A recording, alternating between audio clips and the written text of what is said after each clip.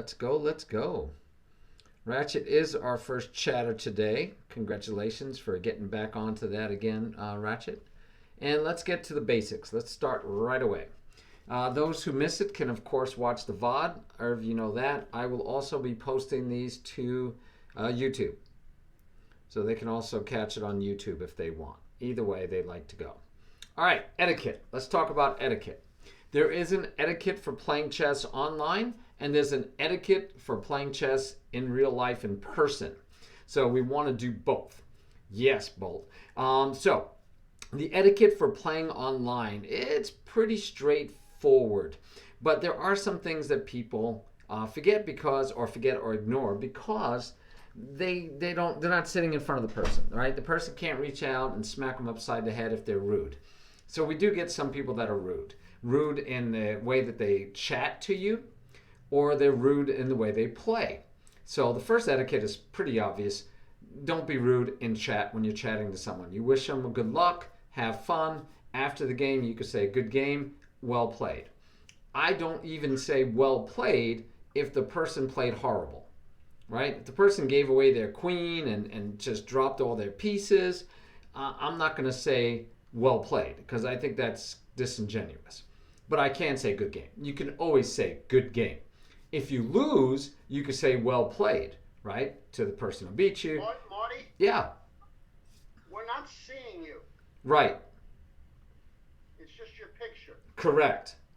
Okay. Yes. I'm using my camera for the stream instead. Okay. Herb, was that what you were asking about? Yeah, that's fine.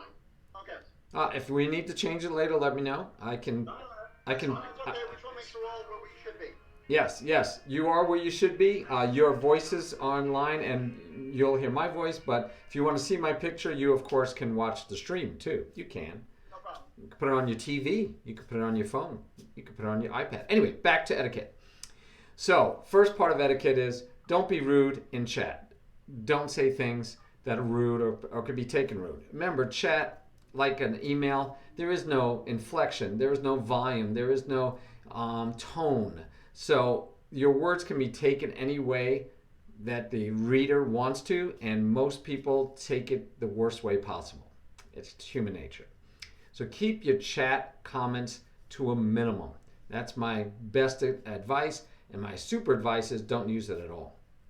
All right, but go ahead and when you're playing, like I said, don't say well played if they had a horrible day and they either lost, especially if they lost.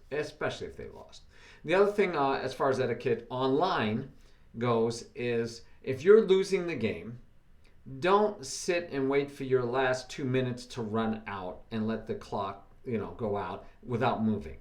Nobody wants to sit there and wait for you not to move for 2 minutes because you're upset that you blundered or you're losing the game. Resign if you're going to do that. Just resign. But to the other side where I've seen people actually say, hey, this person's being rude because they didn't resign a game. No, that's not valid. You can play out every game. Nothing says you have to resign a game. You could be losing horribly. You could play it out. There are IMs that do not resign because they could still get a draw. They could still have you fumble and get a stalemate. So I don't agree with the idea that you should resign a game. All right. So feel free not to resign a game if you don't want to. Play it out. Make them prove that they can beat you. Now I'm working with a student right now. And one of the interesting things about my student, the way that they look at the game a little differently than I do, and just how things happen, is, they sometimes resign because they're in a losing position. Well, you could be in a losing position after like 4 moves, right? Not lost position, but a losing position. And I don't think it matters. Play it out. The way I look at it is you made a mistake to get into a losing position. Your opponent's going to probably make a mistake and give it back to you. I don't know how many times I've seen where someone drops their queen. Irving actually had a really interesting game he was telling me about, and I went out and looked at it, where he gave away a knight, then he gave away a queen, then he gave away something else. A few more moves later, his opponent starts giving him back all the free candy. So if you resign, you don't give your opponent a chance to return the favor of giving you back free candy.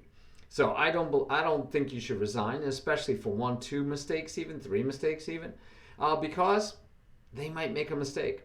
I've had and I've seen it where someone has pending checkmate, 2-move checkmate, 1-move checkmate. They miss it and stalemate their opponent instead.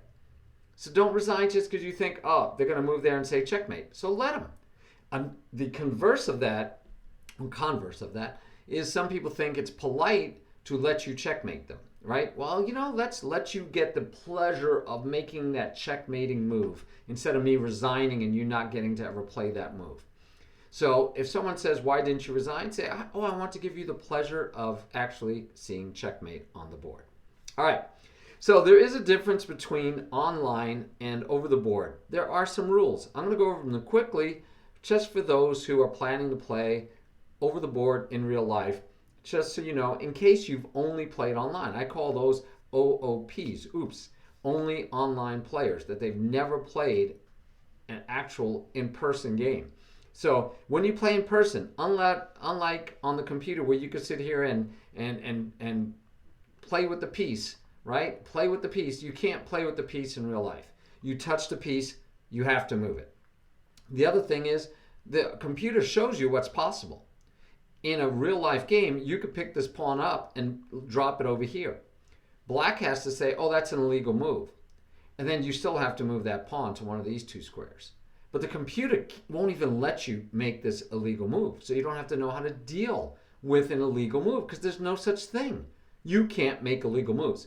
In real life, of course, you can make illegal moves. Your opponent has to catch it and identify it and tell you that you made an illegal move and have you fix it. All right? Cool. Like I said, you have to, if you touch a piece, you have to move it if it's legal. If you cannot move that piece legally, then you don't have to move that piece. You have to move something else. Talking in real life, you're not supposed to, at least not in a tournament. Now, we call anything other than a rated tournament game or rated game, anything else is called skittles in real life. And it's just what online we call casual games. And you can talk, you can have fun, you can even talk smack, especially if the other person doesn't mind. But again, it's a gentleman's sport, so please be gentlemanly or ladylike. Chatting, again, that's the equivalent, right? You don't need to be chatting online when you're playing. You don't need to be saying things like, oh, you're about to lose. The most annoying thing that some people think are really a cool thing to do is to tell their opponent, good game, before the game is over, right? They're like dominating. They think they have a 1 game, and they tell their opponent, good game, like, why don't you resign? The game's over. That's basically what they're saying. Or they're just being really, like, this game is over. Good game, buddy. Good game. You don't need to be doing good game when the game isn't over. You wait till the game is over. If you can't be that polite, you probably need to find a new sport. All right. Takebacks. There is no such thing in a tournament game, in a rated game. You can't say, oh, can I take that move back? No, you can't even, first of all, you can't talk to them at all. And no, you're not supposed to be asked. You can't ask for a take. That's no such thing. But online, you can ask for a take back in a rated game online. There's a little option to ask for it. Now, I will tell you that if you go into the settings, and let me show you the settings. So I can go to Tiberian and I can go to preferences. And let me go full screen for you guys so it's easier for you to see. Oops. Yeah. Let me go to preferences, full screen. Okay. So you have game display. Play with it as any way you like, guys. You decide what you want to do with that. The chess clock, you can make it look a certain way.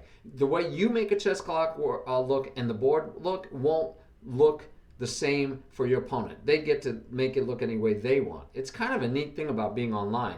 I can have the board be certain colors. I can have the pieces be certain designs. And we both can have a design we like because we never see each other's. And you can do the same thing with the clock. Site settings, same way. And one of the things, and I'm going to find it for you, let other players challenge you, let other players invite you to a study, receive notifications, share. Nope, that's not it. All right, I think it's under game behavior. So let's go to game behavior. So we talked about that you could do game, display, chess clock, and now game behavior. And under game behavior, you can say things, how do you move your pieces? So I turned off dragging a piece because I was dropping the piece in the wrong square more than once. And that's the same as dropping the piece by accident while you're moving it in real life, and it has to stay there. And we call it a misclick in online, right? You start to move it, and I don't want to move it, which again, doesn't happen in real life because if you touch it, you got to move it. But here you can move it all the way to the piece, not let go, and put it back, and then move a different piece. Bad habits, guys. Bad habits for over-the-board play. But if you're dragging it and you let go before it gets to the right square, it's going to land wherever that square was if it's possible to do so and legal to do so. And I've lost games because I dropped this piece in the wrong square. So I've changed mine to be click 2 squares. So I got to click where it's at, and then I got to click where it's going to go. So I'll show you that real quick. So I have to click where it's at. Yes. Oh, I got to share the screen for you guys. We're not seeing anything. Now that I do need to do. Thank you. Forgot. Yes, I do need to share my screen. Thank you very much. I definitely want to do that. Sorry, guys. So yes, you click where the piece is, and then you click where it goes. Versus trying to drag it. See, I can't. I'm clicking and dragging, and I can't do it. So I changed my settings so that I have to click and click. Therefore, I haven't had misclick, I think, ever since I did that, because I have to click twice. Now, for all of you that like to play super fast, bullet, and garbage like that, yeah, it slows you down. But I've done it in Blitz. I do it in the rare times I play Bullet. I still do it that way. So I still click, and it keeps me from doing mouse slips or misclicks, we call them. All right, pre-moving is where while you're waiting for your opponent, while I'm waiting for my opponent, I can actually click and click again, and after they move, that move will happen if it's legal. Again, it's only an online thing. Of course, you cannot pre-move in over-the-board chess because you're not allowed to touch your pieces when it's the other person's turn to play. But in here, you know, while they're thinking about doing this, I can actually click and click this, and it'll be there as soon as they move. It pops. It's done. I didn't spend any time on my clock because I made the move before you finished your move. The safest way to do this is only when you're retaking, for example, something. So let's say we're like this, and we're like this, and we're like this. He can now pre-move knight to here. Why? Because the only way that'll be legal is if this knight takes. So that would be a valid pre-move, knight to here, because it can only happen if I take, then the knight would take back. If I do anything else, that's an illegal move, so then it won't happen and he still has to move. All right, so that's how I would recommend that you deal with that. Oh, sorry. Marty? Yes. What if you accidentally click that as if you were doing a pre-move and you say, oh no, I don't want it to be the pre-move? Right, so you have choices. So let's say I click here and I click here, which is a pre-move now, and then I realize, oops, I didn't want to do that. I can just click here again and it'll turn off the pre-move. I can also make any other move. So like I can just click on the king, that'll take away the pre-move.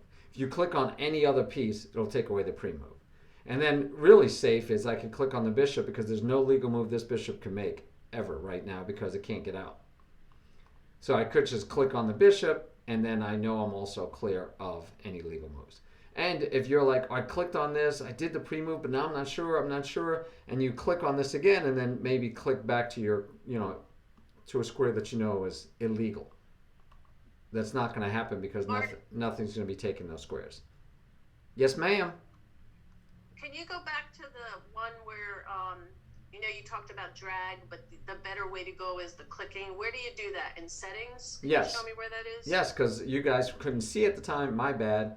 So you go under your name, and then you go to profile. I'm sorry, you go to your name and you go to preferences, not profile. And you could change your game display, your chess clock display, and under game behavior, the very first thing, make it click 2 squares. Okay. All right. Okay, got it. That's safer. Yes. Much safer if you're worried about misclicks. Yes. Pre-moves, feel free to turn them on or not. But again, just understand that is not possible in real life over the board chess. You can't do that. So here's takebacks.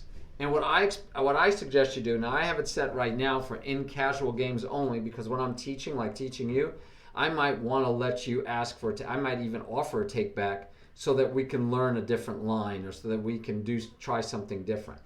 But I normally have it set to never, because even in casual games, I don't want you getting into a bad habit of asking for or receiving take backs.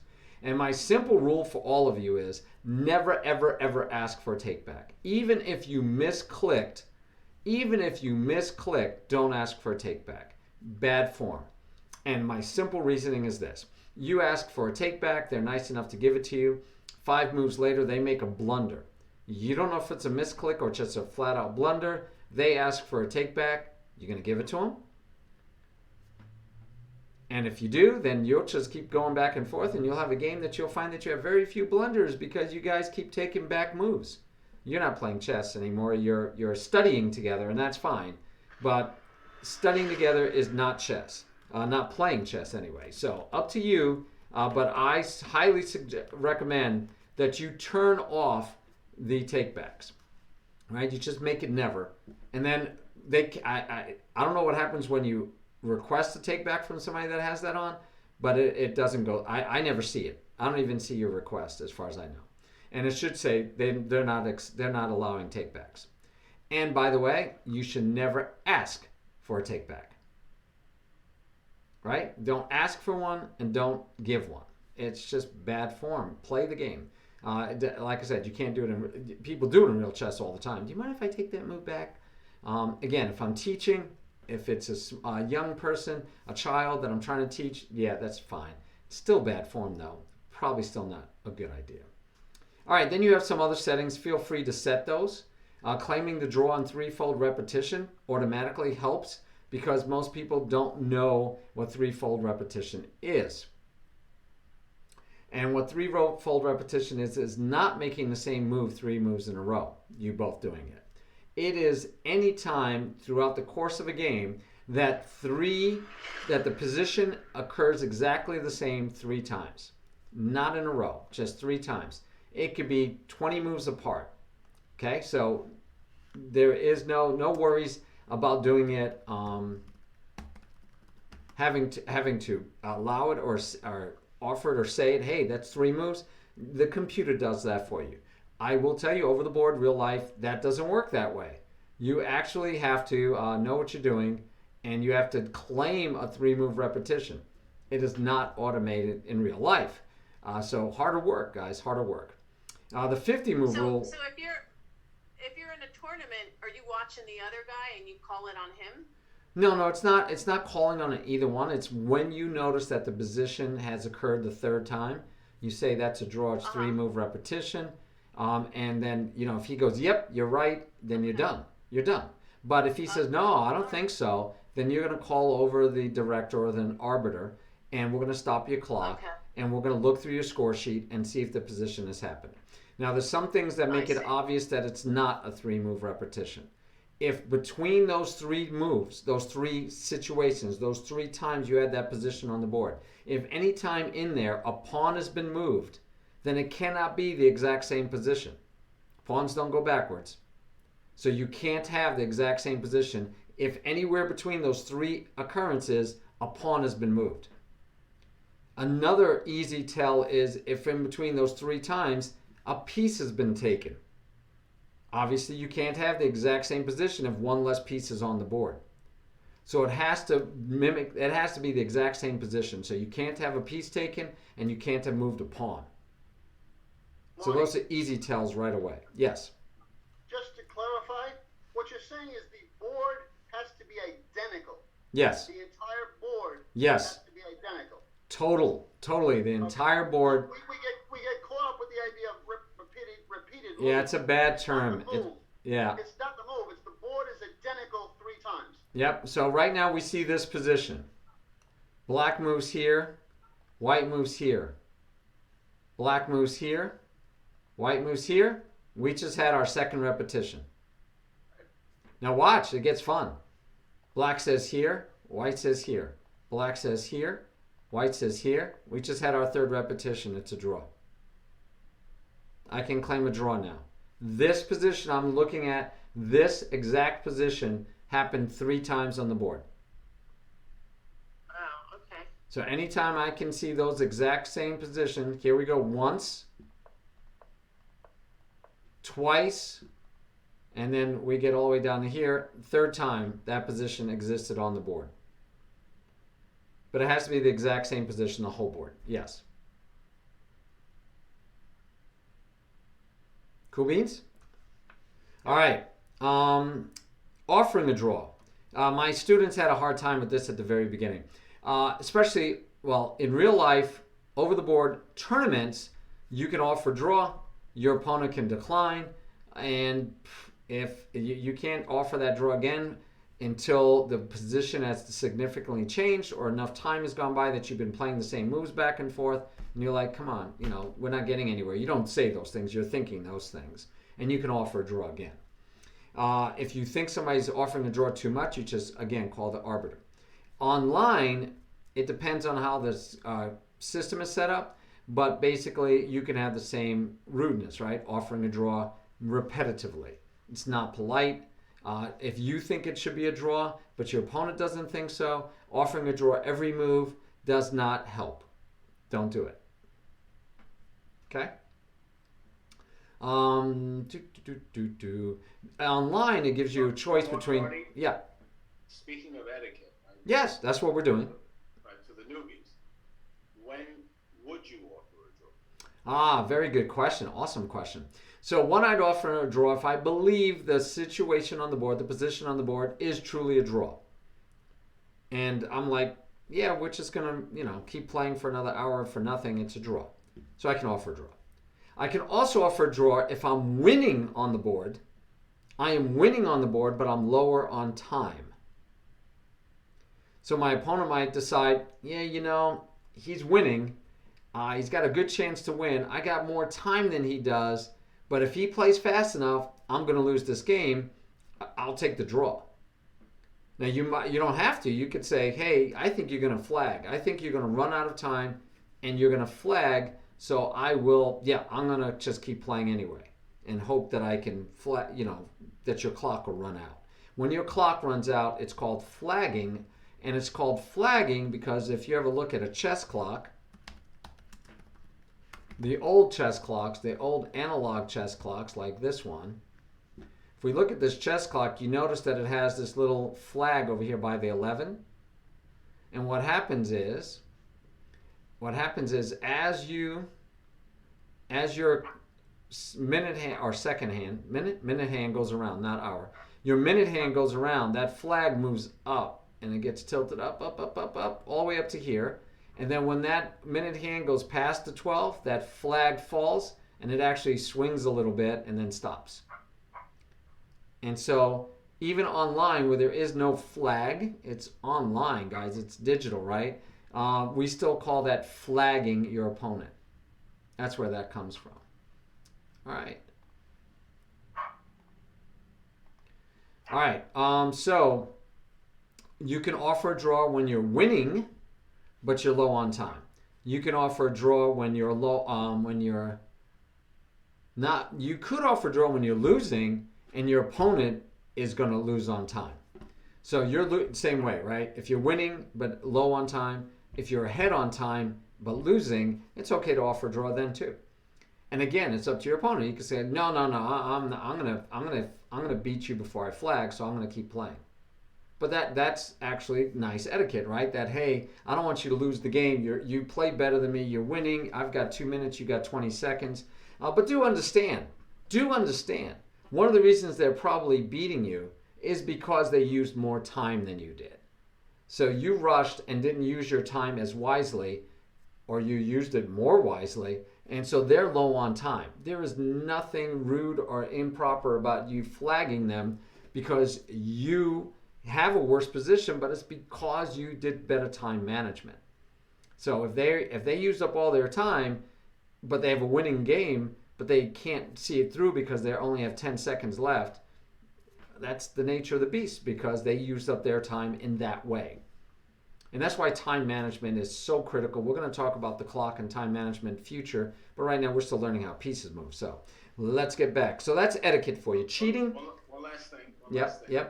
Because I didn't hear you say it specifically, but you intimated it at the end. If you're losing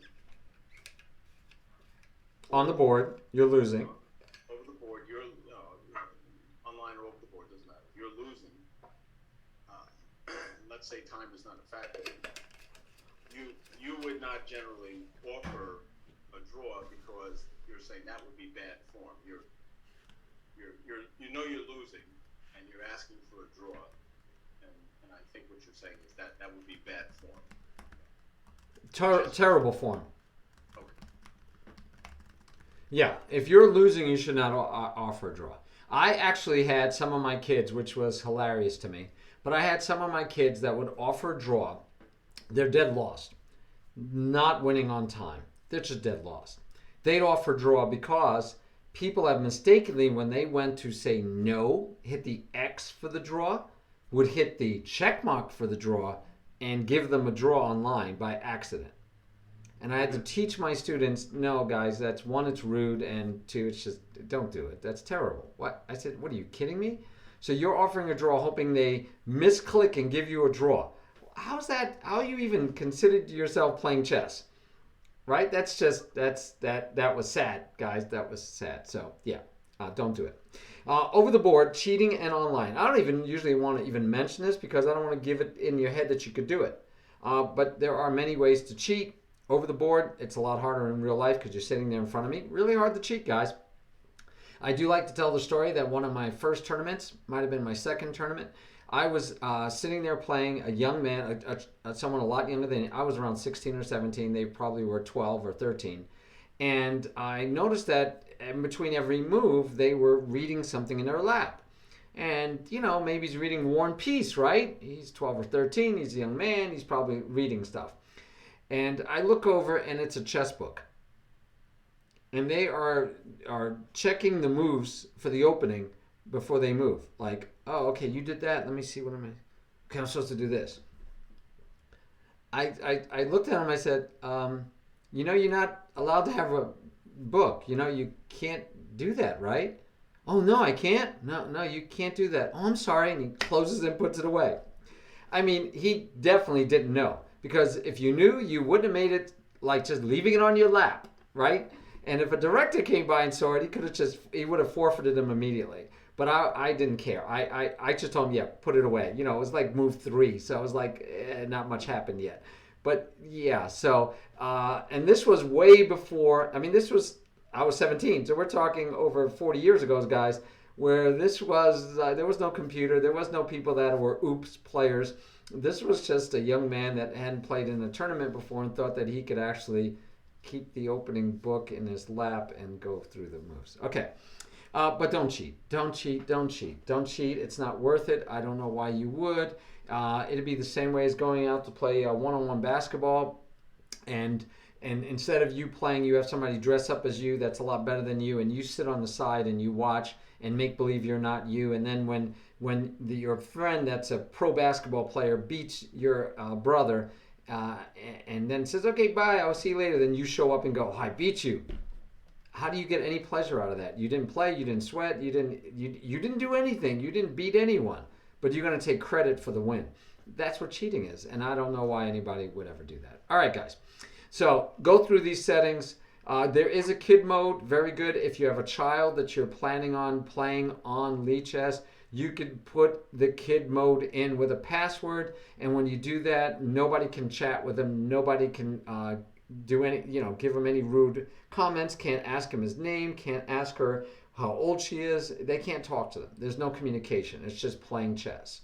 So feel free to do that for yourself if you get tired of stupid people chatting you, because you will get stupid people, guys. They are out there, and unfortunately, if you're playing random people, it's going to happen. So let's talk about using Lichess. I've already started a lot of these. You can go through a lot of this stuff, but then we have these items in the top line menu, and they're pretty cool. So playing, you could create a game, And you could say, I want it to be this time and this time increment, right? Increment is how many seconds you get after every move. And you can make it rated. You can make it casual. You can make it for a rating range higher than you, lower than you. You can change these settings. This is random color. You could say, nope, I want to practice being black. No, I want to practice being white. And you pick the time, and based on the time, it'll tell you down here if it's rapid, if it's blitz, if it's bullet, if it's ultra bullet. And I recommend you do not play ultra bullet or bullet right now. I'm not even crazy about you playing blitz right now if you're first learning how to play. I would be playing rapid at the fastest, and classical, I'd be definitely looking at. Correspondence is fine also. But anyway, you could do that. There's also a lot of variants, which I'm not going to talk about today. But standard is just chess. Everything else are variants of chess, right? That it's not chess. It's a game we used all the same pieces and used the same board. So you could play a game. You could create a game. You could also, and I highly recommend you do this, play in arena tournaments. I think it's good for all of you. I think you should play in arena tournaments. It's a good way to play a lot of people quickly, and you don't have to go finding games. And all of my beginners, you're under 1700, playing the under 1700 rapid arena 10+0. I also recommend that you almost always use an increment, because when you're first playing, you're going to forget the clock altogether. You're going to lose games because your clock ran out. But if you do 10+5, What do those numbers mean? Sorry? What do those numbers mean? So the 10 plus, good question. So the 10+0 means that you start the game with 10 minutes for each of you. And the +0 is how much time you get every time you make a move. So in these games, you get 10 minutes, sudden death. There is no increment. You do not get any time added as you move. The only one, unfortunately, here I can show you is under Blitz, where it's 3+2. And that means that you get 3 minutes for the whole game at the beginning of the game. But every time you move, you get 2 seconds added to your clock. So remember I said here you can create a game. You could set up the increment to be whatever you want. You can make it, I'm going to gain 15 seconds every time I move. I'm going to gain 5 seconds every time I move. That's totally up to you. And what it does is it keeps you from losing games by flagging, as we were talking about, when you just run out of time. So every time you make a move, you're going to gain time on your clock. It allows you to still have to use time management. You can still get into time trouble, but rarely do you lose because your clock ran out, because you'll have 5 seconds, at least 5 seconds every move when you if you get down so low. You still have 5 seconds to move, so you can make terrible moves and lose the game, but you don't have to lose because your clock just ran out. Marty, I think Joel had a follow-up question. Shoot. No, I don't. But I mean, I've got so many questions because this is just such foreign. You're speaking like a foreign language, Marty. But so the ratings, right? If I've never played a game, my rating, it says I think plus 1500 plus or something like that. Is the rating the objective to get the lower rating or a higher rating? So it's not golf. We want higher rating. You want as high a rating as you can get. And if you look over here on the left, it shows I am somebody, FM somebody. These are titles, GM. These orange things are titles you can get. And if you look at any one of those people's ratings, you'll see that they're higher, right? So like Rapid, this guy's 2810. So the higher the rating, the better. By the way, if you just hover, you could see somebody's ratings. You'll see their country flag if they've done it. You can see that. So, and there is a lot of things like ratings and numbers and times that sound foreign to you, and it's okay, because all I'm doing is introducing it today. We're going to get back to piece play and how to play, and later as you play games, you'll get used to the numbers easily. But the main number here is your rating is 1500. It's not a plus sign, that's a question mark. And that question mark means that you haven't played enough games yet for the system to give you a solid rating. And what that means is that every time you win a game, it's going to give you a bunch of points. And then every time you lose the game, it's going to give you a bunch of points until it figures out after 21 games or so that it says, this is your actual, this is a legit rating for you. This is where you belong right now, today. Then every time you win or lose, you'll get smaller increments right? Because it'll be based on how you played, and you'll grow. And as you get better, and if I show you my homepage, you'll see these lines here, and let's just show only one line, so you can see my growth over time, right? And you can see I did better and better. I'm still climbing. So this is the kind of graph that you can show on your growth. And you can look at anyone's, by the way. These are all open to everyone. So we can go look at LONP, his screen, and then again I can say I just want to see rapid. And you see he had a dip here. He had a bad month or two. And then he started climbing back up, climbing. And sometimes you're here because you're just playing and you're just playing and you don't know you're winning games. But then like your teacher or coach tells you, I want you to start playing D4 openings for a week. And then I want you to play E4 this way. And so, you know, you might have a dip because you're playing things that are harder for you. But then eventually, if the coach is doing a good job, you'll find that you're climbing. And you can see he climbed and now he has a dip again. So we hope he's going to climb again. So it's a way to see how you're improving.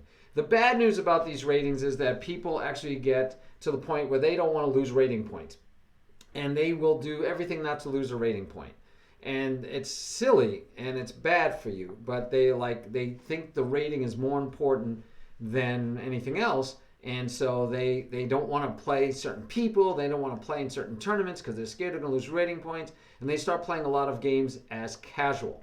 My students, I ask you to always play every game rated. Every game. And the only time that I would acquiesce from that and say you could play a casual game is if you're playing me or someone else for the purpose of training. But if you said to Murph, hey, let's play a game, it should be rated. If you say, Murph, let's study this opening together, feel free to play it as casual. But by the way, if you're going to do that, because it still keeps track of your wins and losses, guys, and we have pride, right? We don't want to lose to our opponent anyway. I would recommend if you're going to do that, wait, and I'll show you the analysis board, which I've been using here. You can go to a study instead. And it's the same thing as the analysis board. You could go into a study and you could play each other and you can move the piece and, you know, take it back and it doesn't count as a game. It doesn't count as a game. So that's what I would do if I was training. So anytime, I can't think of a good reason for you to play casual, a serious game casual. Now, I do it sometimes. Streamers do it sometimes when we're streaming because guess what? We don't want to lose rating points. So we're like, while we're streaming, because we're distracted, we don't think it's fair, so we do casual. I do both. I have people challenge me to rate it. I tease them. I say, oh, you're not supposed to do that. I'm streaming, but I'll still play them. And actually, I think that's just the way it should be anyway. I should always play rated games too. Even if I'm streaming, I should be good enough and get good enough that I can stream and play and still play pretty much near my strength. Granted, you're a little distracted, but life is distracting sometimes, right? Tournaments can be distracting. All right. So, under play, arena tournaments, I highly recommend them. They have Swiss tournaments. Now, a Swiss tournament and an arena tournament is different. I'm not going to go into all those differences because we're not ready for tournaments yet, but take it as it is. Feel free to play in arena tournaments. Understand that a lot of these arena tournaments allow something called Berserk. And when we said it was 10+0, a Berserk means that your opponent, if they allow it in that tournament, not all tournaments do, if it allows it, your opponent can use the Berserk option on the very first move, and it cuts their time in half. So they only get 5 minutes for the whole game. And you still get 10. If you beat them, you get your 2 points for a win. If they beat you, instead of getting 2 points because they berserked, they get 1 extra point. They get 3 points. So people that are trying to win the tournament and or think they're strong enough that they can beat you even with half the time, they'll do berserk to get more points. I don't really want to spend a lot of time talking about that because I want to get to you playing. So let's keep going. Puzzles. Outstanding. Use puzzles, please. Please go to puzzles. First thing is I'd go right here and click on puzzle themes and pick themes, and you can look and see. You can say, well, yeah, I don't understand the openings phase. I'm going to do opening puzzles. Or, hey, we started doing end games. We will be doing end games a lot, guys. Marty's been teaching me end games. Let me go do some end game puzzles. Let me do a pawn end game puzzle. Let me do on and on. They have themes. I highly recommend you do a theme. And when you're first starting, Checkmate is a good theme. Mate in one is a great theme for you, because that means in one move, I move and it's checkmate, and I have to be able to find that move. And it's one move. I just got to find one move, guys. And so that should hopefully do what you need for you to start identifying checkmate patterns. So I highly recommend you do puzzles and that you do them by theme. Now you also have puzzle streak, where you can, every time you get them right, you get, I think you can get 3 wrong or none wrong. I don't remember. But anyway, you can see how high you can get. You have puzzle storm, where it's timed. You have 3 minutes to solve as many puzzles. If you get them right, I think you actually gain a little of seconds. If you make a mistake, you can keep doing them, but you lose time. It decrements your time. It takes time away if you get some wrong. But it's just another way to make it fun for doing puzzles. And the last one is Puzzle Racer, where you actually could set up a race, and I do this with my students, and we'll do it maybe in a month or so, where you can do puzzles against other people in the class. And every time you get them right, your car moves along. And if you're the fastest one, you solve more puzzles faster, you win the race. And it's a timed thing. So it's just ways to make puzzles more fun. But please feel free to go do puzzles. This is a puzzle dashboard. It isn't really a puzzles. This is where you could see how well you do on your puzzles. All right, but puzzle themes is the key one I would be doing. And I would be picking the theme and then doing some puzzles in whatever area you want. Starting with mate in one is a great idea. All right, learn. Last week you had homework to go to Chess Basics and do all the chess pieces, these 6 you were supposed to do. If you are new to class today and you didn't know it, you can go do it this week, because you're going to have to do that. And you were supposed to do these, were optional. But now these are mandatory. So we want to, if this is your first week in class, you're going to have 12 to do. You have to do all of these. And they start off as blue. You're going to turn them green. If you have any trouble when you're playing with them, let me know. But it should be pretty intuitive. Just some of them are kind of weird, because like on this one, you just have to hit the star. Okay, gotcha. On the other ones, that's how it's going to teach you how pieces move. But things like mate in one and capture, it's going to say, okay, capture this pawn and then that pawn. So you take here, and of course black would get to move normally, but they're just making sure you know how pieces capture.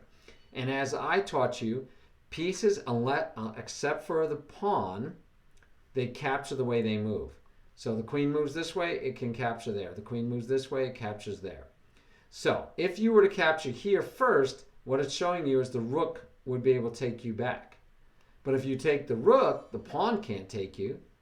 And so that's the correct way to take, would be to take the rook, not the pawn. So now you have a bishop, so you can't, if you take here again, this rook or this rook can take you. So it's going to tell you take here first, and black will never move. Go here and then take this one, or go here and then take this one, either way. And then you got to move again and take this one. And that's how you would solve those. All right. But that's how you do that. But you're going to be working in here on capture, check, and all these. Okay, so 12 you need to do. This is very useful. Once you finish all the basics, we'll be doing practice. So these are basically puzzles, but they're specific puzzles for teaching you things. And they're not just puzzles because they have weight. Like the other one you saw with stars, and it's like a little game you have to play. Coordinates is a reminder. It teaches you the coordinates on the board. It's A through H, and it's 1 through 8. And the letters are always lowercase. But you can work on your coordinates. Now, study is that beautiful thing I was telling you about. Yours might be blank in here, empty, but you can create a study by hitting the plus sign, and then you can build any study you want, and you can play people in your study. You can share the study with other people. Powerful tool. We'll talk more about it in later on, but great tool for you to use. You can watch Lead Chess TV. And so they highlight whatever games they think are interesting. It's usually grandmasters or high-rated players. So you have Grandmaster Vorjadnieplat versus Wollongong, and 29-24 rated. This guy. He's not even a if he's a master of any kind, he hasn't bothered to have his title approved by Lee Chess. So I mean, it's crazy. The guy's rated 29-24. Okay, so you could do that. You could just see a bunch of current games and pick one and look at it. You can actually see, if you're lucky, you'll find ones like by Hikaru Nakamura, one of the speed chess champion of the world, I think. You'll see Magnus Carlsen playing, the world champion. You can watch him play live. It's kind of cool, even though you're not seeing them move the pieces. You know these people are actually sitting there playing these games, and you can watch the world champion playing online. Kind of fun. You can look at streamers. Yes? Nope. Okay. You can look at streamers, including me. So you could find my streamer page, and you can follow me, but you can also, hey, look, there I am. So you can click on mine and go to my stream and watch my stream whenever you want. All right. So that's another thing you can do is watch streamers. There are broadcasts. Don't know what's going on right now. Oh, European Rapid Championship. So you could go to that. Marty, Yeah. when you talk about streaming, is that live? Yes. But do you stream on Chess or just Yes. on Twitch? No. So when that says streaming, it's actually showing you these people are streaming on Twitch most likely. They could be streaming on YouTube, but if you notice right here, it's Twitch TV Y, so serious.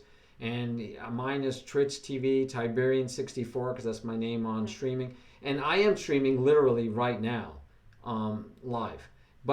And if you click this, you'd see me streaming to you guys right now live. And so here it is. There I am streaming with you guys right now. Now my audience can't see you, but they can hear you. All right. So it's a connection to the streamers in case you can't get Twitch. Yep, it's a way to find them also. Oh, that's awesome. So like, let's say you're playing somebody a random game or in a tournament, and you notice up in the left-hand corner up here that it says, Tiberian 64 is, and it might just say Tiberian because that's my name in Lee Chess. Tiberian is streaming. And you go, oh, cool, he's streaming our game. And so you could click on it and go watch my stream. They call it stream sniping when you're watching the guy streaming playing you. And yes, Patrick, that is the Murph you're playing games with. Yes. Patrick's online, Murph, and he wants to know if you were the Murph he's playing. All right. So you can also come here and see free videos just like you could by going to YouTube. But you could come here and watch videos about chess, about openings, about whatever you like. So Magnus Carlsen, the world champion of the world, played the women's world chess champion. And they had a match, it looks like. Or maybe it was just one game. I don't know. But you can watch it, right?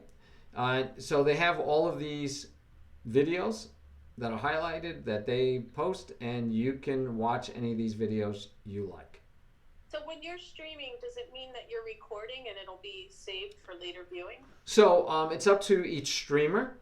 I automatically record all of my streams, and they're called VODs, video something. But yeah, you can record your stream if you like. I do it automatically, so you can always go back and catch my previous streams. They stay out there for a limited time. I think it's 14 days or 30 days. I also take the ones I like, and I will export them and put them in YouTube. And I am going to be exporting all of these so that any students that want to do chess from beginning to end can see them. Hey, thanks, Evis. Yes, I think it's video on demand. Thank you. All right. So there you have that. All right. So you can watch videos, broadcasts, streamers. You can find people. Then there's community, and there's other players. There's teams. All of you should have joined the team. I think I created a team for you guys. Did I? Or Irv has a team. Irv has a team for you. Everyone can join the For Live Stream team. That's my team for streaming live. And not the most creative name, but anyone can join that team. You're free to do so. And I also have a chess class team for fall 2021. You could actually join that one also, because you guys are students for this class. And the nicety of being in a team is all these players you could follow. And you follow by either hovering and then clicking the word follow, or you can click on them, bring them up totally, and then follow them. So Bob was in our class last week. I'm following Bob. And we have another student, and I don't know your name. It's okay, because we'll learn it later. Joel, maybe? So Joel, if you follow and I see your name in there, when I find out what your name is in Lichess, because of course your name doesn't have to be your name, I would follow you. And if you add it to the team, I would follow you so that down here in the right hand, I can say friends online, and I can see everybody that I follow when they're online. And that's kind of fun, because then you could challenge a friend to a game instead of strangers. Right? It's kind of fun to be able to challenge somebody you know. So there's teams. There's a forum. Each of these teams has a forum automatically that you can find stuff on. And then there's a blog, which Chess Wizard is one of my students, but also one of my followers, suggests I start writing a blog on chess and writing it in here. Haven't gotten there yet. And then you could donate to Lichess if you want. All right, last thing I'm going to cover is analysis board. We were using one already, and that's where you can come here and try things out. It does still require that white, black. You can't move the same piece more than once. You can't move multiple pieces. You can take the move back by just using the arrows. And then the other one that's really useful is a board editor. And in the board editor, I can actually just take pieces off the board. And this is how I set up for you guys to play different systems like chess pawns, right? We did one the other day, and if I clear the board, it might be faster. And then I could put all these pawns down. And then I could put all these pawns down. I could say it's a king versus a king. And then I could take this and push it into a study. And then in the study, you guys could play each other using it. So it's a tool for you you could design puzzles of your own. You could design setups. You can actually do tournaments with starting positions, as you'll learn, because we will do tournaments in class in the near future, and it's going to be with positions already on the board. All right, I think that's about it. Import game we're not going to worry about, and advanced search we won't worry about. All right, so I've covered, I believe, everything about lichess.org for now. Quick review on definitions. Check is when the king is under attack. Ooh, that's a lot of kings. Okay. So if the king is under attack, this is called check. Right? So this bishop is attacking the king. Bishops move diagonally, so you're in check. Anytime the king is threatened, it's check. You cannot stay in check. I cannot move one of these pawns because I'm in check. I can't do that. I've got to get out of that. Okay? So I can't do this because that's illegal because I'm in check. Got to deal with the check. Checkmate is when you are in check. Hey, TK, thanks for the raid. Guys, right now I'm teaching a real life class, so I'm not going to be able to hang out or tell you anything. I'm glad you came. Please stay. Please enjoy. But just know I'm not going to engage with chat as much. All right.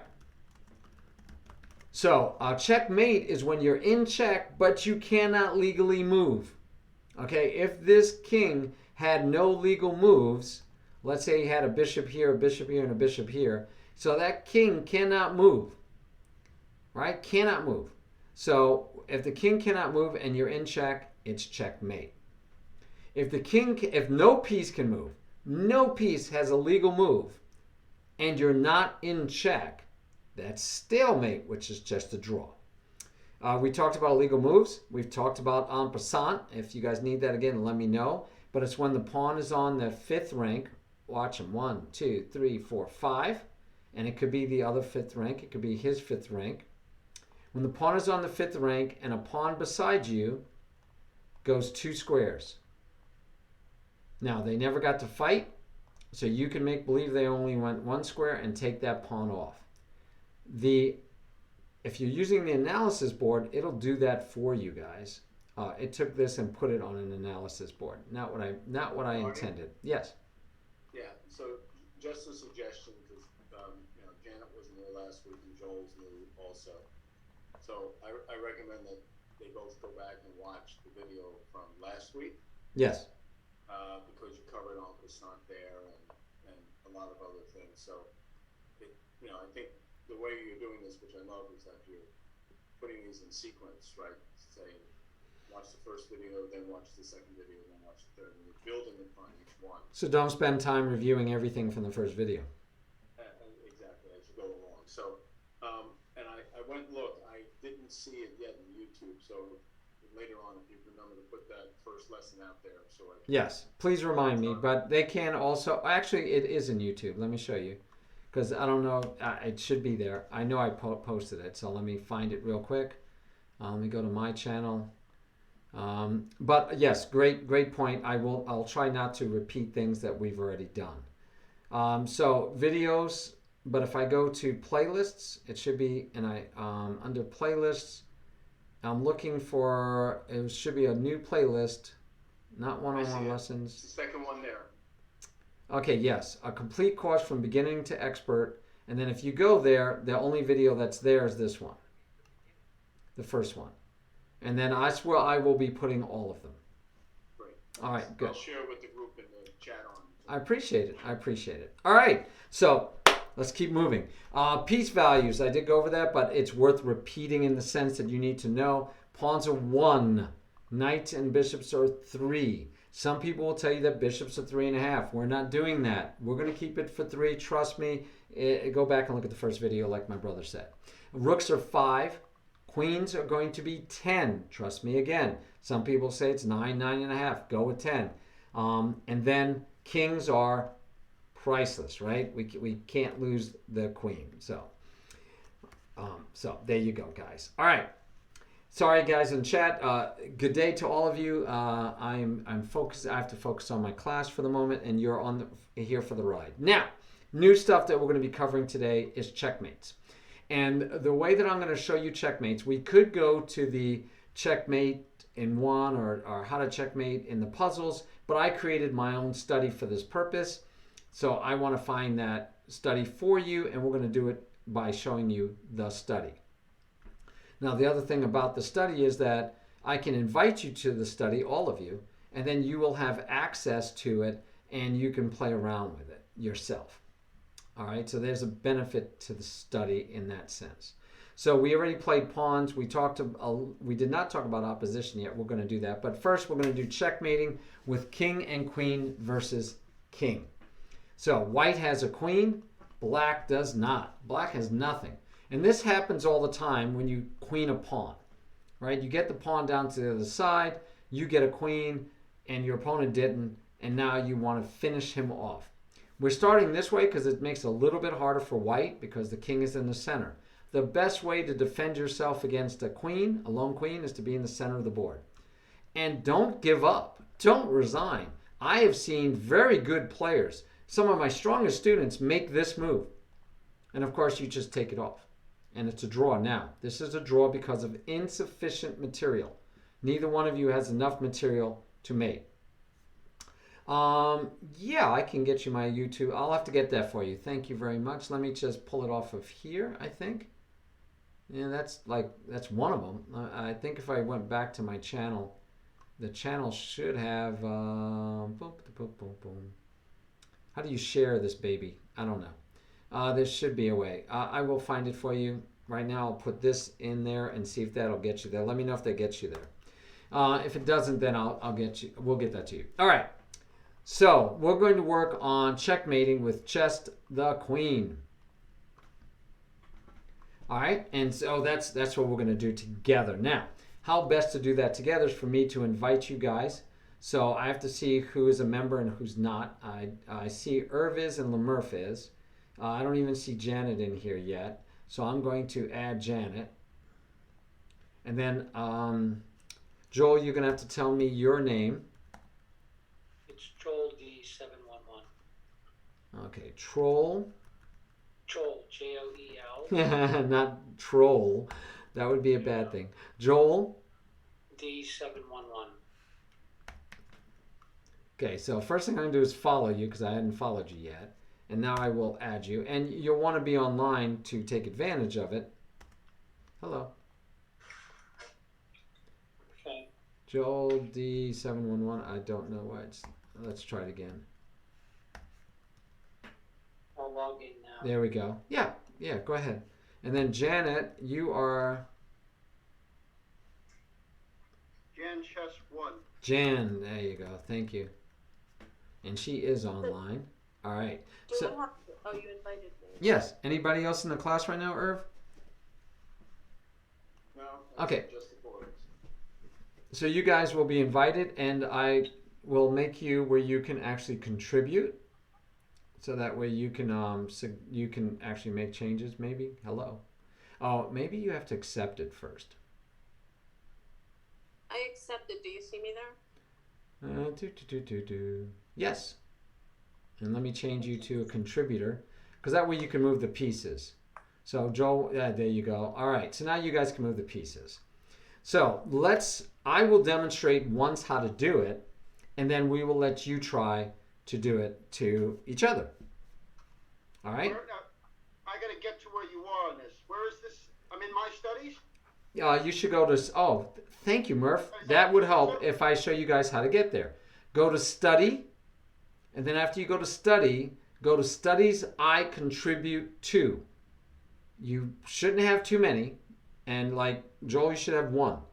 Janet, you probably have one or two or three because of other ones I've shared with you. Awesome, Evis. Thank you. So studies I contribute to, you should find it. It is called, what is it called? Introduction to Chess Post Rules. All right, so if you're in there, that'd be great. Murph, you're not there yet. There we go. Janet's in there. Okay, so I'm going to show you one way to do this. There's multiple ways to do it. But the concept is to keep squeezing this king so he has less and less squares to go to. So I'm going to start by going here, and now I've created this box. And conversely, I'm also hitting this diagonal. Let me change my view for my other audience, though, to lecture, so they don't have to see that all the time. All right. So let's say black stays along here, which is a good idea. And black just tries to stay in the middle.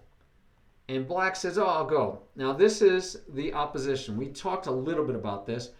It is when you create an odd number of squares between the kings. The person who did that, black, actually created the opposition. But unfortunately for black, white is the one with the queen. So I come here, and now I am taking away this whole row. And the white king took away these squares. So guess what? Out of these 8 squares, these are the only squares the king can go to. So the king has to back up. That's the idea of opposition. Make them back up, guys. Now I could keep squeezing them with the king and the queen and say, okay, now I just took away another row. So he can't go here. He could go here. And let's say he goes here. I could take away another row. And he says, okay, I'll go here. I can't actually go there because of the bishop queen, right? Maybe I'll go here. I could take away another row. And then you can say, well, I'll go here. Okay, I'll take away another one. I'll go here. I'll take away another one. Now, you got to be careful.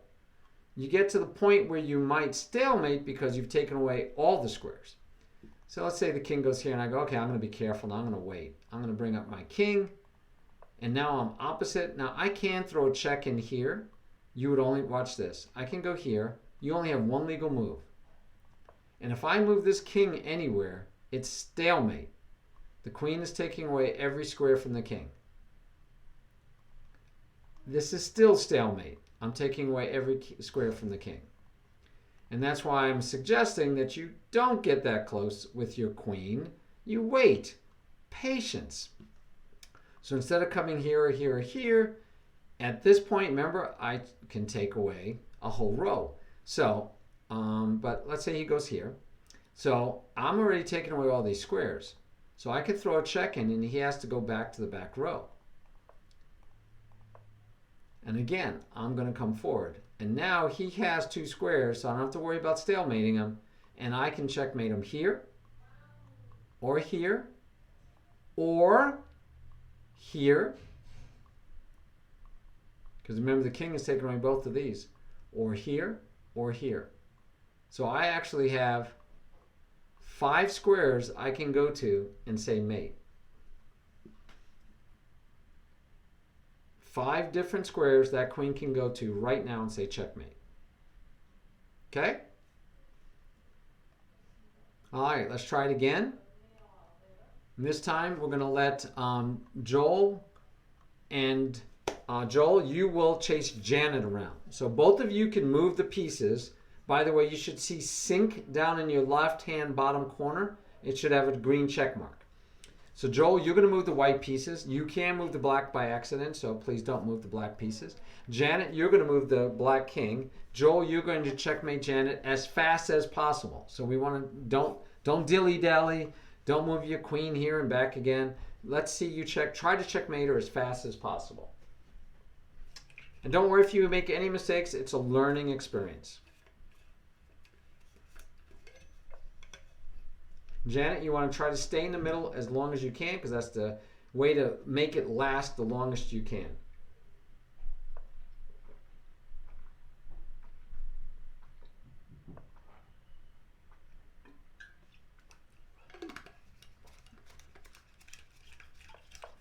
Very good, Joel. Keep taking away options.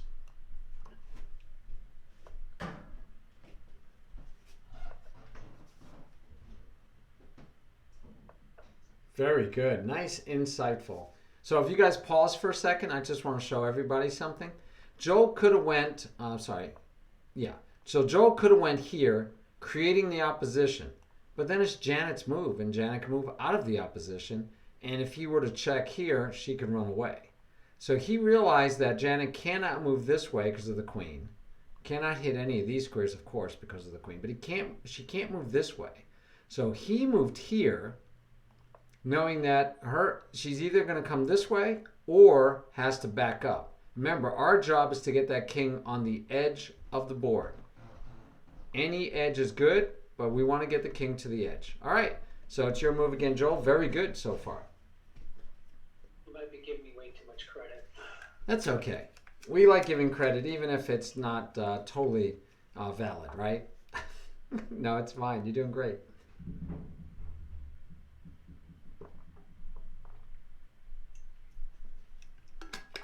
So pause again because Janet, you laid a great trap. If Joel had come here with the king, it's stalemate. Right? If Joel had moved here, that king cannot move anywhere. It is stalemate. So beautiful job, Janet, of trying to get him. And then Joel said, no. I'm not falling for that. Very good job, Joel. Most people take a lot longer to make sure that it wasn't that would have been stalemate. That was just luck.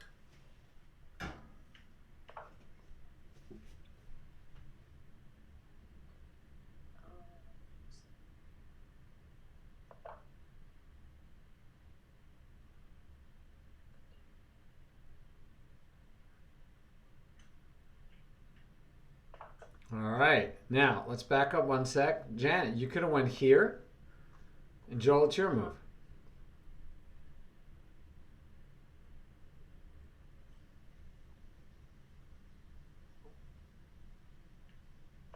Yes. Still going to be checkmate, but I want you to see something. So that one would have taken up to move 12. You made it on move 11, right? So that would have taken you one more move, Joel. All right. So Joel, when you went here, this is if this were a rook, this would be perfect move. But because it's a queen, it's a little different. You can actually take the opposition. And then no matter which place she goes, you could checkmate here or here because you could be like this. The rook wouldn't be checkmate. The king could still escape.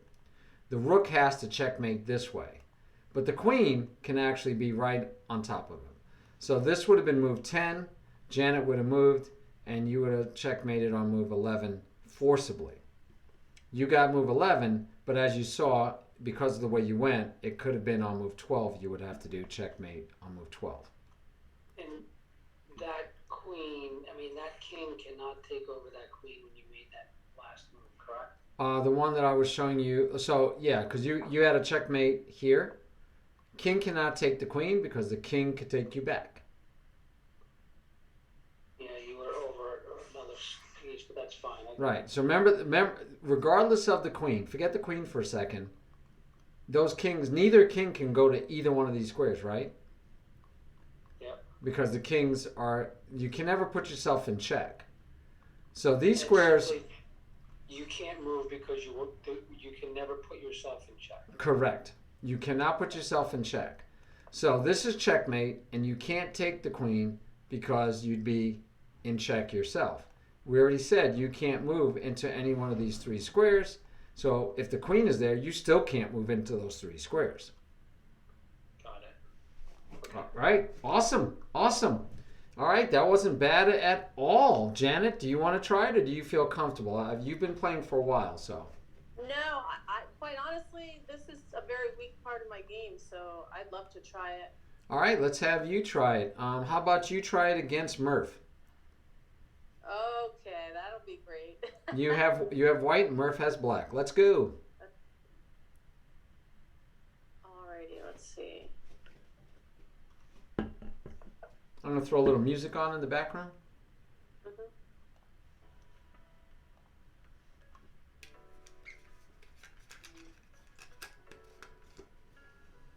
Not letting me move. Why? Are you synced up? You have to be synced. I'm synced. If it shows sync down here, then I don't know why you're not able to move. Green check next to the sink. Yep. And Is you're. he a contributor? Yep. I just checked. He's a contributor, and you should be on chapter 3.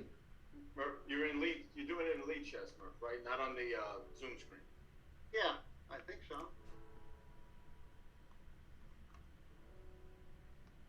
Well, Irv, how about you do it for the moment till Murph finds out technologically what's wrong? Okay.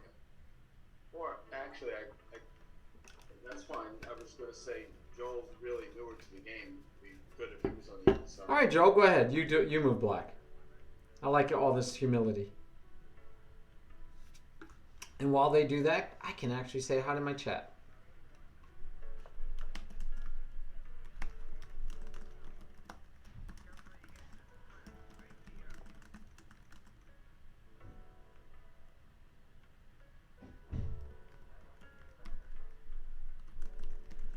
So I have a question. Go ahead. So I feel like I want to move my queen to d5 to continue to squeeze it into the So, corner. go ahead. But I don't I have to get my king up there? Eventually, yes. You cannot checkmate with the queen alone. Not without anything else on the board. If there were if there were things that the king could get stuck behind, you could. But yeah, right now you cannot checkmate without the king. But your Okay, so I can just let my queen hang out there for a while. Yeah. the thought process that Janet, you and Marty were going through and Joel was giving to you in the first try, right, is the queen is limiting where the king can go to. Yep. And by continuing to limit where the king can move to, once you've got the king kind of limited, then you can move your king in to get the check. Okay.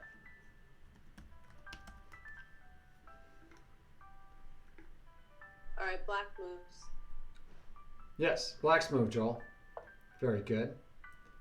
Now, Janet, since he's not giving you remember, you just need to get him to any edge of the board. So you could move. You could have moved here with your queen and try to squeeze him this way, or you could just wait and bring your king up. Yeah, that's fine.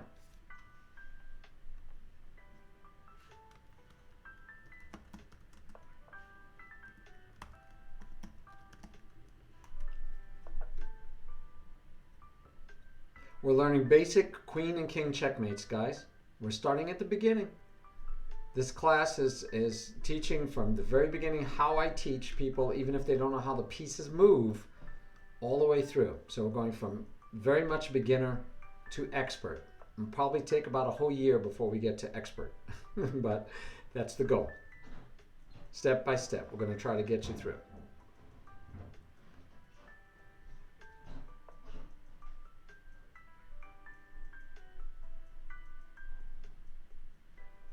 Well, what's that? What happened? I don't know. I didn't move it back.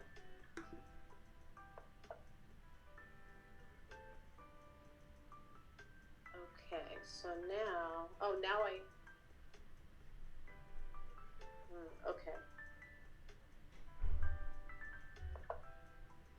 So a general rule, and that's fine what you did, but a general rule is we don't want our queen near the enemy king until we're saying checkmate. Because you will get more risk of stalemate with that queen getting too close to the king. Okay, so in general, try to keep the queen away from the king until you're ready to say checkmate. It's just an easy, safe way to remember. And Joel, I don't know if you saw it, but if you click on the king when it was your move, I believe it will highlight where the king could go to, which is really a cool feature in online chess, but you don't obviously have that same feature if you're playing in real life. So it will show you all the legal moves, as you guys saw when I was clicking pieces before.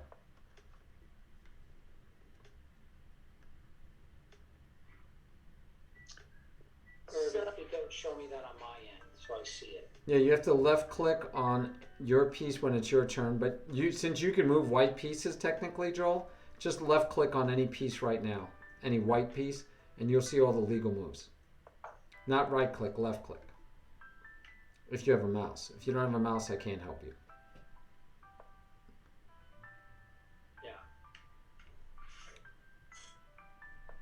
Very good, Janet. Oh, hold on, I can do. No, you're not supposed to. Come on. She has a queen against a king. She should win. All right, let's go on to the next one. Now it's a rook and a king. And I don't even think I will tell you how to do it. I think that understanding how you just did it with a queen, the same technique should work. The only difference is that the rook, remember I showed you that you have to have opposition with the king on the edge of the board. All right. So let's, Joel, you can go first with white. Very good, Janet. And we'll let you try to stop. We'll let you, John, have you figured it out yet? I think so. I think that's me moving there. Oh, okay. Well, then you can move and you're not supposed to. All right, Joel, you have white. John, you could be black.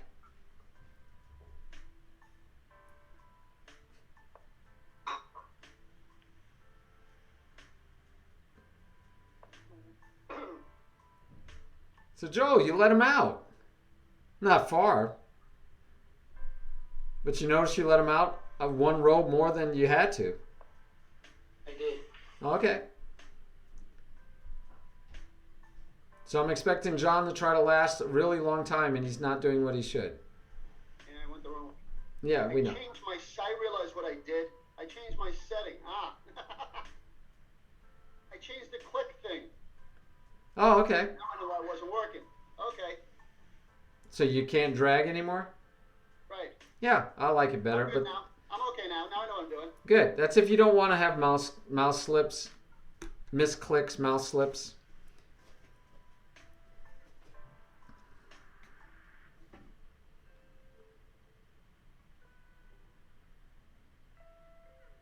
Well, we did that before when I did the settings.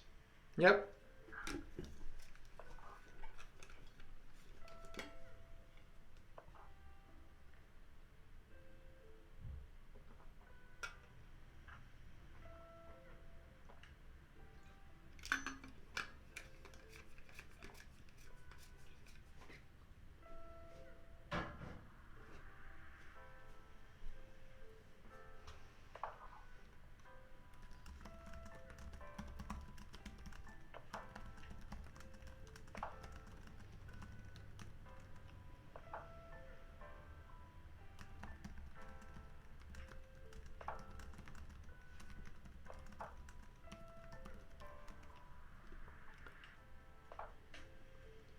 Remember, you are trying to do this as fast as possible, Joel.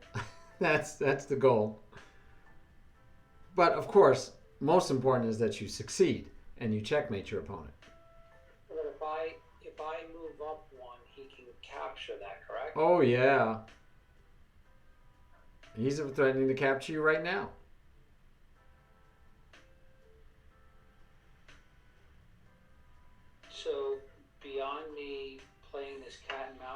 trying to move my king up there. What are my other options? We do want to move our king up there. So where could you put the rook that you keep him restricted to those 2 rows? Yeah, there you go.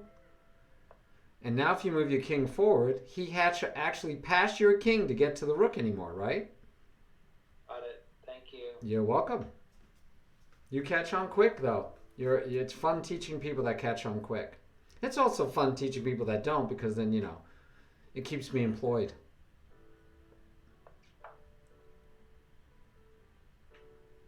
Ah. I should have moved here before. No. No? No. Here, let me show you, because you're not going to finish this very quickly. But here, John moved here, right? You went here blocking your rook off. So where can you go? Because remember, you want opposition. And you want John to create opposition, because then you can squeeze him down to the last row. So from here, how can you create opposition? No, doesn't create opposition. John can just come up. You wanted me to move this one here? Nope. I don't think he knows what opposition is. It's when we discussed it. This is indirect opposition, by the way. It's when you have an odd number of squares between the 2 kings. Oh, right. Okay. But you want direct opposition when they were opposite each other. Remember, we've seen that situation when they're opposite each other, that you can go here, and remember the king can't go to any one of these squares. And so the king has to do what? The king has to go backward. But right now, if you do that, he's not in opposition. He can get out. Here's the 3 squares. He can't go to this one, but he still has these 2 squares. So yeah, if you go here, he gets to go to one of these 2 squares. How can you make it? You have to get to the point where you 2 are opposite each other. And you want him to, there you go. And you want him to create that situation. And John doesn't want to create that situation, right?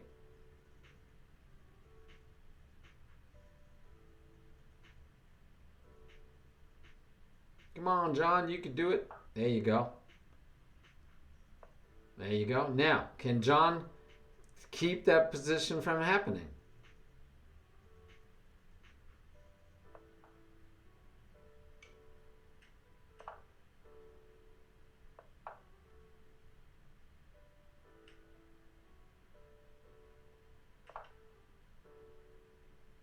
Oops, you let him out again.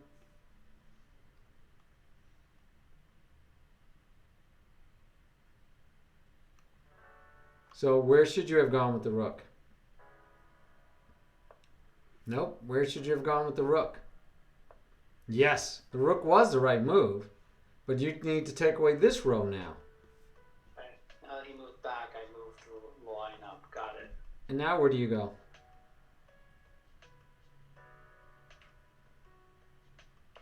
Nope. How are you going to checkmate him from there?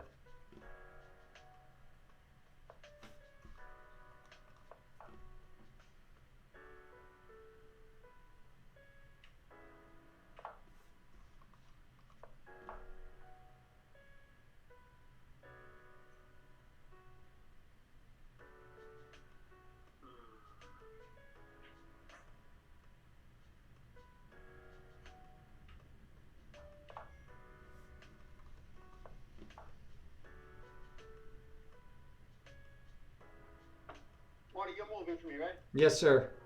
Okay.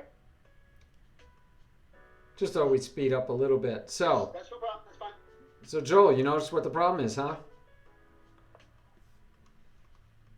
I'm retreating now. Yes. Yeah, you didn't keep So me first, trapped. you little king.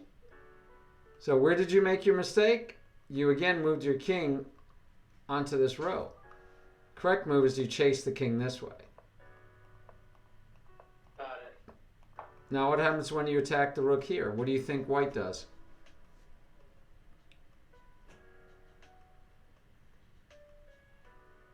And by the way, yes. And by the way, I would normally just make you keep trying. I wouldn't do this. We would just keep trying until you get it. But anyway, so now it's white's move, Joel. Tough move. What's white's move?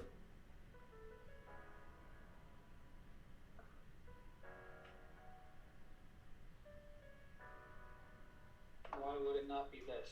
Because we want black to create this situation so white can go here and say checkmate. Right? Go. But now it's black's move. So if you go here, we've done this, Joel. How are you going to checkmate me with the king here, Joel? So I went the wrong way. Yeah, the king needs to take away these 3 squares so the rook can take away all of these squares. Remember? And if you go here to take the opposition, I'm going to chase after your rook again. Right?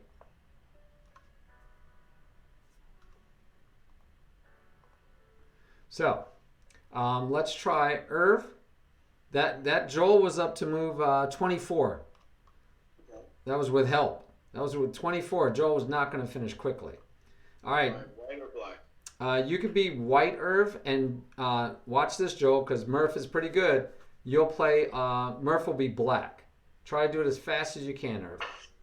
So, Joel, notice the first thing, Janet, notice the first thing is if we ever have the opportunity in any game, at any time, to trap the king on the 8th, their first rank, your 8th rank, but the black's first rank, anytime you could trap the king in there, you want to do it.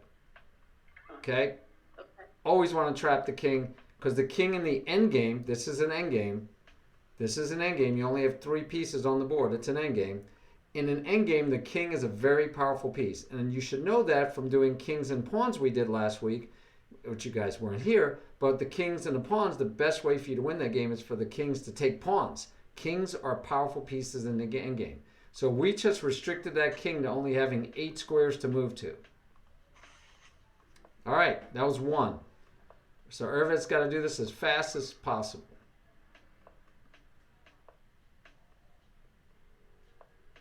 Notice, Joel, he doesn't go halfway across the board. He went all the way.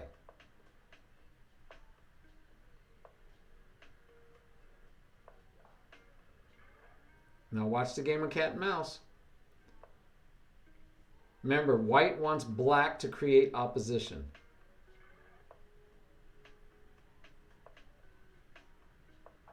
Ten moves, Joel. He did it in 10 moves. Pretty cool. All right, Janet, you've had it demonstrated how to do it quickly, Janet. Can you go back? No, you can't go back. I was going to say I just wanted to say something. Well, I deleted it. I'm sorry. What do you want to say? That's okay. The trick you're trying to say here is you want the king on the 6th row to take away 3 squares. That way your rook can go. I literally said that exact thing, yes. Right, but just to demonstrate, I know you did. I'm sorry. That's okay. Just to show it. Yes, I tried to while the pieces were in the right position. Yes. Right. Okay, yes, you've got it. That is correct. All right. So, Janet? I mean, the one piece of this that confused me is that the rook always goes from side to side until the king catches up. Yep, all the way, too. Don't put it close enough that the king can chase you. Okay, got it. All right, Janet, let's see you do it against, who was that? That was Irving against, let's have you do it against John again, since that way we can compare.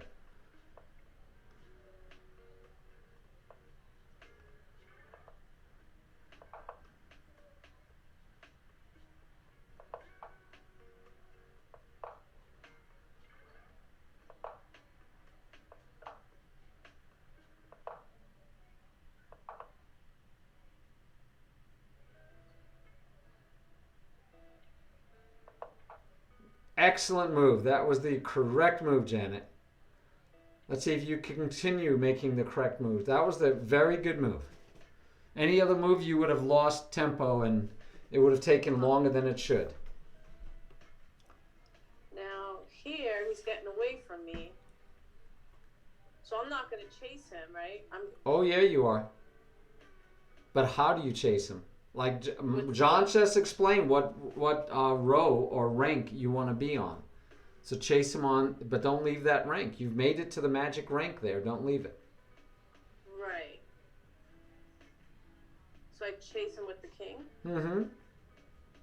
All right. There you go. Because you want him to come back and create opposition.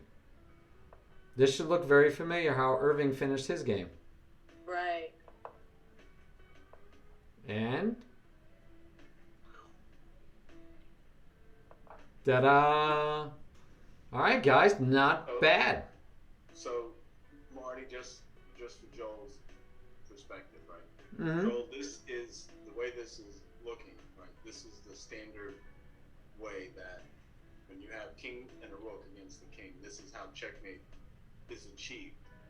And it could be with the king on any of the sides of the board. It doesn't have to be the eighth rank, as it says there numerically. It could be on the left side, the bottom, the right side, the top. It doesn't matter. It's all the same Structure. structure, Position. sequence, yes.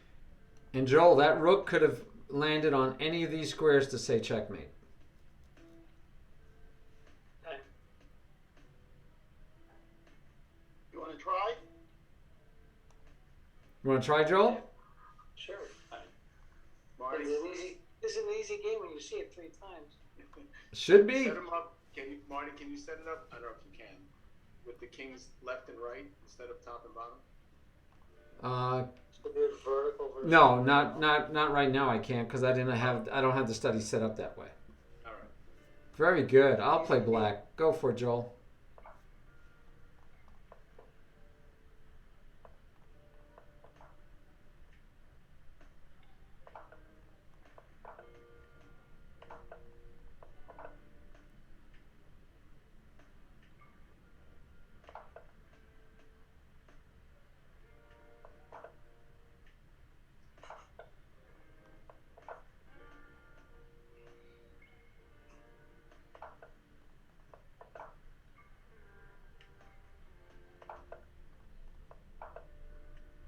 Now, this has not occurred in any game so far.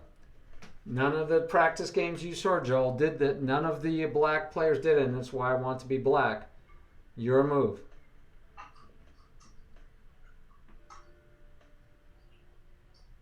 Why wouldn't I do that? Who's supposed to be creating opposition for you to win, Joel? Because this is why. You don't have checkmate anymore. Son of a gun. Watch your language, Joel. No, you didn't say anything bad, but please do watch your language. I have kids that watch, so that I just wanted to let you know.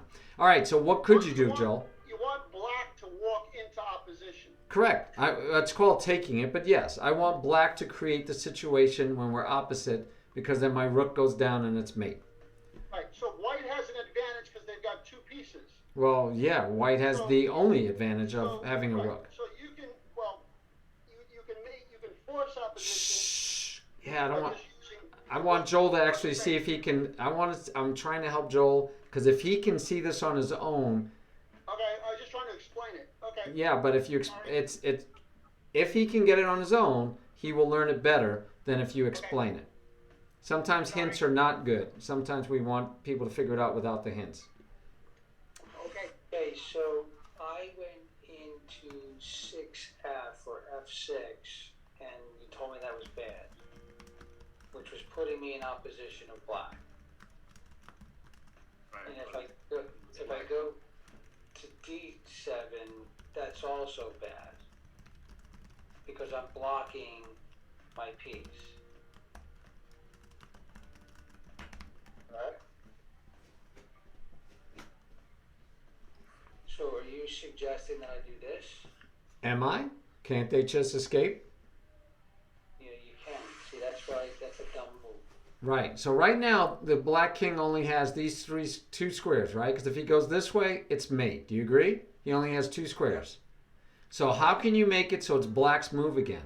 Because we want black to go here or here. And if he goes here, if black had went here, what would you do? You'd go here, right? Yes. And then he'd only be able to go here. And then we go here. And then he has to come back in front of us and we get checkmate, right? Correct. So how can you lose a move? You need to say pass. By the way, you can't pass in chess. So how can you pass? That works, except, aren't you a little close to me? How can you say checkmate now? So I should have come here. Yeah, or that's good. Or here. Okay. Either one is fine. Just not all the way. Okay. Yeah, it's just one. Normally, when we teach, we just say move one square. It's safer, easier, right? Because if we were over here, moving 2 squares, you'd be in the wrong spot again. But yeah, it's fine. All right, so now it's black's move, right? Yes, sir. All right.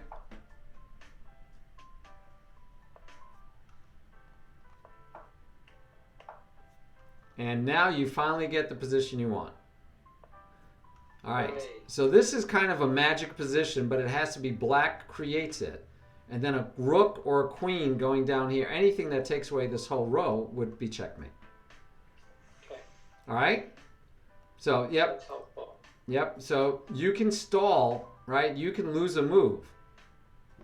So you want to lose a move so that he has to move, right? In this case, because he moved here. You don't want to move here because then he just keeps running you all the way down here. And again, we want to do it as fast as possible because we don't want to make any mistakes and do something silly like give away the rook. So yeah, we don't want to move here, so we just move here. And if he goes here, it's mate. Make sense? Total sense. All right, so that's our simple way to win. But now let's do this one. Let's see if we can actually. Marty, Yeah. I hate to stop you. It's 9:30. That's when class. Oh, class ends. Yes. Usually ends, and this one I know won't be quick. So. Yep. All right. So. I recommend we stop here and pick it up next time. Agreed. Thank you. So we will stop here. Stopped here. I put it on my document. All right, guys. So that's the end of the official class, and we didn't just review. We did etiquette on and in person and online. We did the differences between playing online and over the board. We went over all of the powers of lead chess, not all of them, but the things you need to know. And we remind you of the point values, but then we went over checkmating with a king and queen and a king and rook.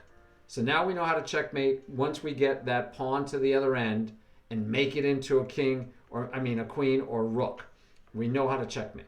So, by the way, if you're playing this game of pawns and you get a pawn all the way down to the end and you're the only one, you can make it a rook if you're scared to stalemate your opponent, right? Because it's harder to stalemate with a rook, much harder. All right, good job. Next week we will continue with, we will be going into pawn and king, a king and a pawn against a king, which is the end of the game. It's this situation we're going to be talking about. And it's the end of the game, right? We only have 3 pieces on the board, so it's end game again. But this is critical for understanding how you win a game in this situation, which you'll get into a lot as you get better. And it should happen occasionally. All right, so that'll be the end of that part of it. What I usually try to do now is let you play a little tournament or just play games against each other, and or I can just visit my stream because that's, as Irv says, it was an hour and a half. So you guys are good to go. If you want to hang out, you still can. I will put together a little tournament for you for learning purposes, but you don't have to. Totally up to you. We're going to go over this with ourselves and leave you to your streamers, if that's okay. Sounds good to me. I'll leave the Zoom meeting and let you guys continue talking. How's that? And you can use the study. Great. Thanks, Marty. That works for you. I will stop sharing and I will leave the meeting and let you guys continue. Thank you. You're welcome. All right, guys. So there you go. That was their beginner's lesson. Now I can spend time with chat. And you're welcome very much, Evis. Yeah, Evis. Yes, guys. Hope that was okay for you guys. I will be clipping this, so when I do the highlight and I put it on YouTube, it won't have this next half an hour or 20 minutes of fun with you guys. If you guys have any questions about what I just did with them, let me know. But that is the way I teach from beginning. We do have, as you guys noticed, my YouTube, and so you could go out there and see all of my chess, all the ones I liked anyway, the chess ones I liked. It looks a little different from your viewpoint of looking at it.